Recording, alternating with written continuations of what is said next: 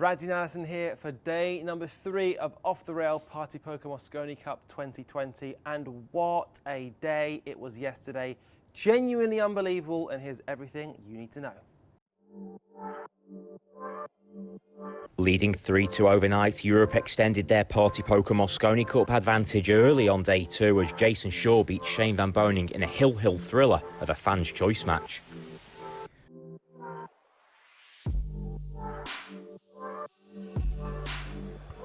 Such a dramatic and eventful opening night.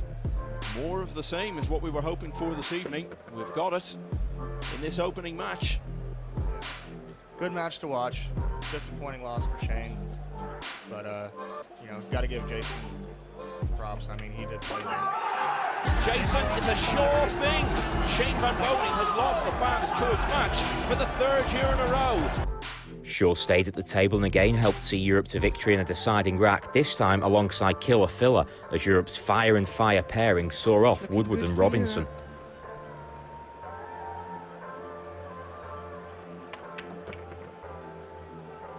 I didn't want to be the curse of the commentator then.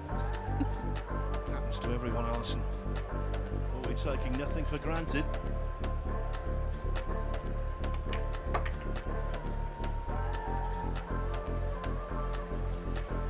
That's nicely played. What a great break. Allowing them to finish this rack off and get that point. The world champion was next and kept Europe's momentum rolling with an assured 5-2 success over Corey Jewell. It's one against a very experienced player.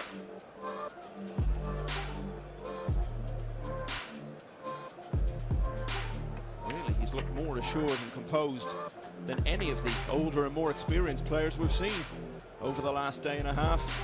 What a night this is turning into for Alex Lely and his European team, the challengers in this Mosconi Cup,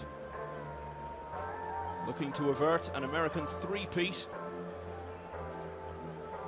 And they've had a three-peat of their own at the start of the night. They've won all 3 matches so far. Fedor Gorst beats Corey Jewell by 5 racks to 2. Europe lead overall 6-2, and they will definitely lead at the halfway stage. European momentum was a hallmark of their 8-year winning streak, which began in 2010, and they refound that groove on day 2. In the 4th match, Van Boening and Thorpe didn't do too much wrong, but lost 5-4 to Ocean and Catchy. This combo from the Austrian among the highlights. The whitewash was then completed by Shaw, who beat Thorpe 5-3 to give Europe an 8-2 lead overnight. He's really dominating tonight.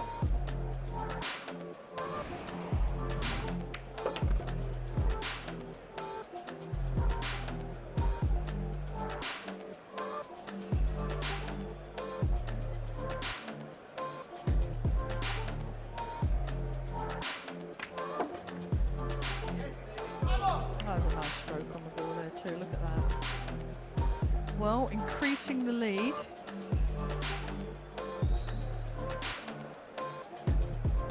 Europe looking very happy in the background. Oh, what a night for Europe! Early December in 2020, and they've won all 5 matches. How on earth do the Americans respond to this? The unthinkable happened, a whitewash for Team Europe, and a man who was instrumental in that is the freshest man in all of Coventry right now. Carl Boyes, how on earth are you feeling, mate? I'm feeling all right. We had, to be fair, after every session we've had a couple of beers, and you know, our captain Alex got his chef whites on last night and cooked up a storm, so it was a good night. When you say a couple of beers, was it just a couple? Yeah, just a couple, but I mean, you know, listen, when I used to play, obviously, you know, you couldn't drink, but to be fair, the first 2 nights was like, you know, there was a couple of beers in the fridge. It was like, oh no, I'm all right. And it sort of dawned on me, like halfway through the week, I thought, I'm not even playing, like, it doesn't really matter, I can have a couple of beers. Well, it was impressive what happened yesterday. And Alison, a whitewash, who was going to call that? We kind of had a lot of expectation on Team Europe in day 1, didn't necessarily see the same kind of result as we saw yesterday. But when I saw the lineup, it looked like a great lineup. That was going to put a lot of heat on America. And I think the first, as I said earlier, the first match coming out, Jason Shaw beating Shane was massive. I think that got the team on that, you know, role of concentration, deep focus, and they all played well yesterday. But the lag, again, I think that's costing America a lot. Europe are spot on with their lagging, and the break-in was much better yesterday. So they were giving themselves every opportunity to dominate the matches. What do you put that down to, Carl? Yeah, I think day one of pool tournaments, you know, anywhere, the break's always a little trickier, and you're kind of watching the, you know, the replays and the breaks as they go to try and figure it out. And we just felt like the break was certainly, the wing ball was going nearer from the right hand side, and we worked on it for a few hours through the day leading up to last night, and the guys figured it out. And you know, I've seen a few things where JJ, you know, has said a few things in his interviews, but you know, if Chris Robinson gets out at 4-4 in his singles match, and Shane doesn't hook himself in the doubles, you know, it's 6-4 at the end of the day. So little things like that are massive. But as Alison said, the first match, the fans' choice match, was such a high standard of pool. Both guys played great. Shane, you know, he did mess up an 8 and a 9 ball, and he lost 5-4, but I thought that really set the tone and give, you know, everyone confidence. You mentioned 5-4. 5 matches went to 5-4, and 4 of them went to Europe. What do you think it is about Europe in terms of the bottle that gets them across the line? I think just a couple of things really. You know, at the right time. You know, we've had a layout favourable to us off the break, but you know, you've still got to knock them in, and the lads have done that. And when you're out there, how are you personally feeling? Because ultimately, when the actual cue ball gets hit, there's kind of not a lot you can do. Your work's almost done at that point, apart from support.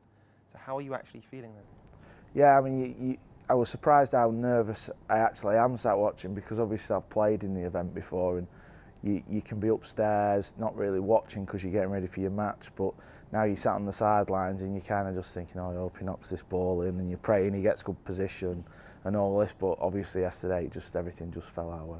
And Alison mentioned about the momentum from match 1. That was the fans' choice. That kind of wasn't down to you, but it just seemed as though that just took everything. The Mosconi Cup came alive, and you guys just ran with it. Yeah, I mean, to be honest, me and Alex were thinking it was going to be Josh versus Shane again.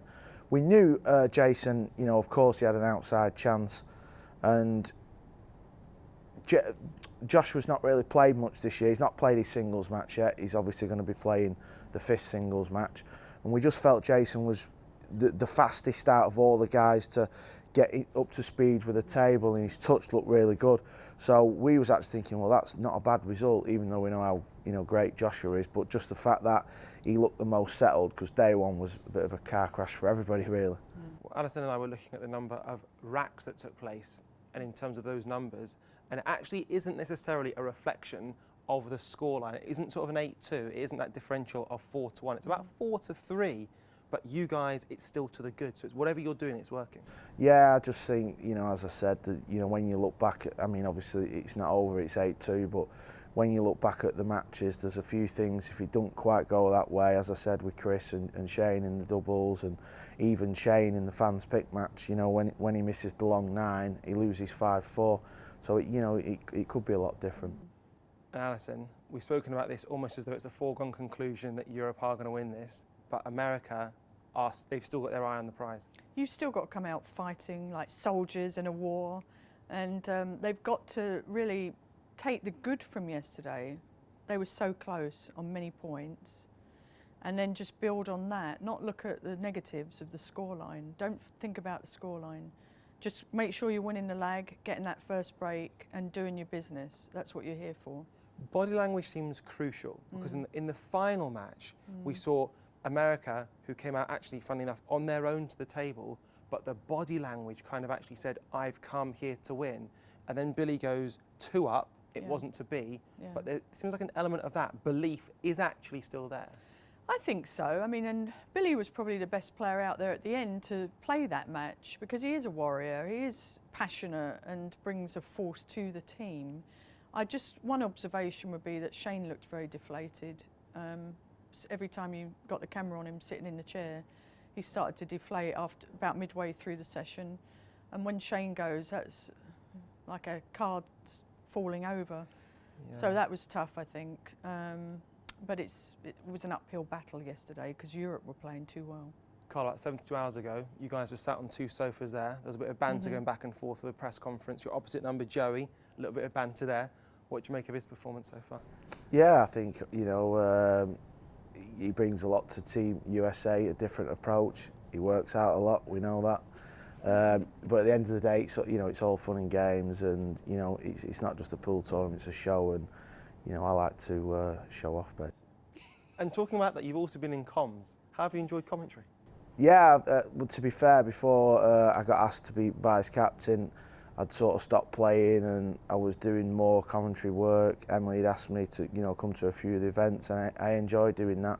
Tried not to be too biased yesterday, but I was like kind of secretly cheering, you know, in the box. Yeah, but it's all good fun. Yeah. Do you get nervous when you're doing commentary, or are you still thinking in your role as vice captain? I try and get into commentary mode, but you know, you secretly hoping to get a shot after the break or USA miss. I won't lie. And have you got any family watching this yourself? Yeah, everyone's watching, but you know, obviously I've played before, you know, 4 times, and they come to most Mosconi Cups, so you know, they've seen me play, and it's not really, they're watching, but obviously I'm not playing. I'm just, you know, helping pick the sheet, really. Well, guys, 2 questions, one for you each. Alison, do you have a favourite shot from yesterday? Oh, I think the shot of the tournament so far is the one from Jason Shaw, where he drew back off the rail and made the 9 in the corner pocket. Loved that shot. Fantastic. Carl? I'm actually going to say 4-ball, which might sound unusual because it was just a pot, but it was the first match. We were 3-2 up, so it was a big point. It was, you know, SVB versus Shane, and it was just queuing off the rail, and he had to play it so soft. And you know, as a guy who's played pool, I know how hard that shot can be, and to everyone at home, probably didn't really appreciate how hard that shot actually is. Well, that's really interesting. Sets it up very nicely because we've got 2 kinds of shots. One is the context shot, the pressure shot. The other one is just an out-and-out worldie. But here are our favourite shots from yesterday.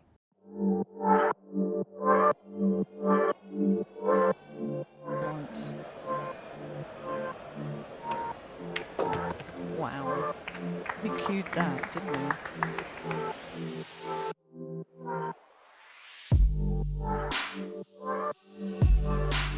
Tree box there. Depends how well we do this year, Alison. So far, I'd say we're a shoe. What, a foot in the door?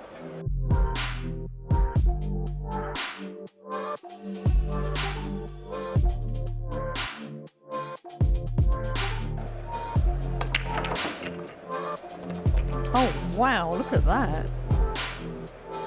That is the perfect break. I cannot believe that. It's a great break.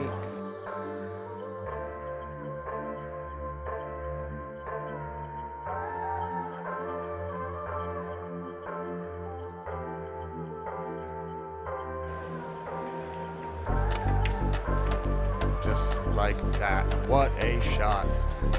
Very nice.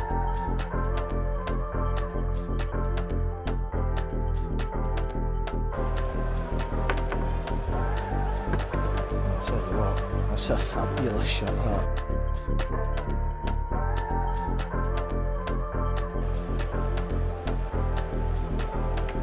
Oh, this is unbelievable. I don't know what's happened there. I mean, he's turned the combo over, he weren't dead set.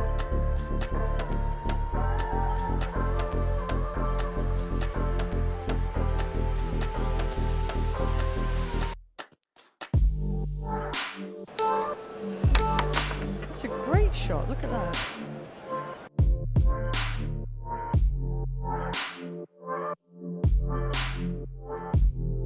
There, he won by 13 racks to 4.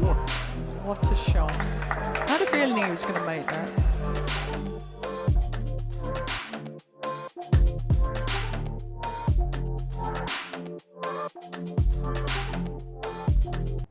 Not surprisingly, Europe dominating some of the best shots, and we've nicknamed one of Billy's as the good, the bad, and the Billy. After the jumper, a bad shot, followed by an shot. But for the more discerning customers amongst you, you may have noticed we're joined by Emily Fraser. Emily, we're going to put you on the spot with 3 particular points today. First off, JJ. In his post-match interview, he was talking about a few bits and bobs. Yes, and a few things kicked off yesterday. It obviously happens all behind closed doors, doesn't it? Look, there's a few things about the racking, and like we expressed in our player and team meeting before the match started on Tuesday, which was yesterday. the tournament director or the referees do anything with the racking, they know to speak to both the captains. I think there was a bit of needle yesterday. I think Alex was trying to prod JJ, not going to lie. I think he was saying, you know, look, day 2 is going to be slightly different. Maybe they've done this on the rack, and I think he was trying to give JJ the needle. JJ bit a little bit. He did come and speak to me and said, what's going on? And I said, don't worry, relax. John Lehman is obviously our tournament director. He won't be doing anything differently. He will come and communicate with you. I will be sitting down with John just to clarify a few things and make sure that we're all cool on it all, because obviously it's tough for these captains. They've got so much pressure riding on their shoulders, especially Jeremy, you know, look at the score. And so he's now sitting here going, right, are they all for Europe sort of thing? Because it's quite hard to be unbiased or something like that. But obviously our referees, they are unbiased. They're great referees at the end of the day. All they want is a good tournament like we do. So as long as the referees are communicating to both the captains, which I will stress this morning, then we're fine. But I do think it was instigated quite a lot by the other captain. But JJ's better than that. He's very experienced. He's played himself a lot, like out there, and he knows the racking. He knows things like the break. He's experienced. I think it just got under his skin a little bit, and I know he'll probably look back at that interview and regret he said anything. Okay. But also, he didn't want the other players sharking the USA team, so he's obviously thinking about everything. It's not just him. He's got to think about the mindset of his entire team. If he's pissed off, his team is pissed off, or he can't, you know, walk off and be stroppy or anything like that, because it has a bad impact on his team. So he has to be all the time positive energy, confident, happy. And so it's a real tough job for him, and I think we really noticed that yesterday. Alison, when a captain's winning, it seems like it's the best job in the world, but when it's not going quite so well, it really is tough. There was a lot of noise from the European camp last night after getting ahead that far, and yeah, it's the worst thing in the world, I think, especially with this deficit as it is right now, because realistically, many of the matches went 5-4 yesterday. They were so close. But it comes down to the lag at the end of the day. With this quality of professional play, like they had yesterday, it comes down to who gets that cue ball closest to the end rail, gets the first break, which means if it's 4-4, they get the last break. So that's a big factor, that the USA has not won many lags. I think they've won 1. Well, Alison mentioned noise there. Another big thing we're hearing about on social media is the polarisation of the sound effect in the arena. Do we like it? Do we not like it? On social media, they don't seem to like it. Some people are saying, well, they're making the most noise, ironically. What are our thoughts, Em? I just think we're just lucky to have a tournament here. I think the last pool event that was actually on, well, a live stream was probably the events in Vegas in March. The last event we actually did was the Mosconi Cup a year ago. Right. I mean, come on, guys, just look at what we're doing. Look where we are. We've turned the crowd noise off in the arena yesterday. Wanted to see how that changed things up, and it actually has made the teams a lot more vocal, which we've seen across on the programme, you know. But I've watched it upstairs. I'm quite biased at the end of the day, but I've watched it and I think it's a good bloody show. And yeah, okay, there's no fans, and I have spoken to both teams last night and said, okay, really, how is it out there? They still feel the pressure of the Mosconi Cup. They feel the pressure of the event. Because also fans are going to be coming back. So there's always there's next year and things like that. They want to perform out here. They know it's different. They've expressed that it feels different. We all know that. But I think the important thing is that we have a pool tournament on, a live pool tournament, and it's good. Like Alison said, the matches were 5-4 yesterday. It's not totally one-sided. And I mean, if we'd done this last night, as soon as we come off air, oh my God, I literally stormed off in such a strop. Like Alison said a word to me, I nearly bit her head off. I was like, it's just, we all care so much about this event, and it's great that it's the Mosconi Cup that we've done. But it's just, obviously, we want it to be competitive. Yeah.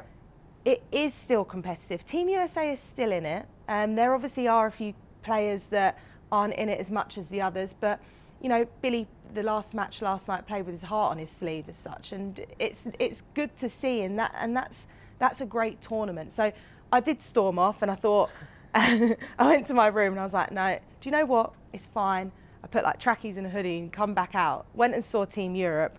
They were in the kitchen. Chef Alex was making cooking them a meal, dinner for them all. I was starving and I was like, oh, I haven't actually eaten today. And then Fedor and Kachi are dressed as waiters and Fedor's like walking around, and it was honestly the most unreal thing. And they just passed me a beer and I just sort of sat down and was like, okay, this is fine. Was just chatting, relax a little bit, go and speak to Team USA. And do you know what?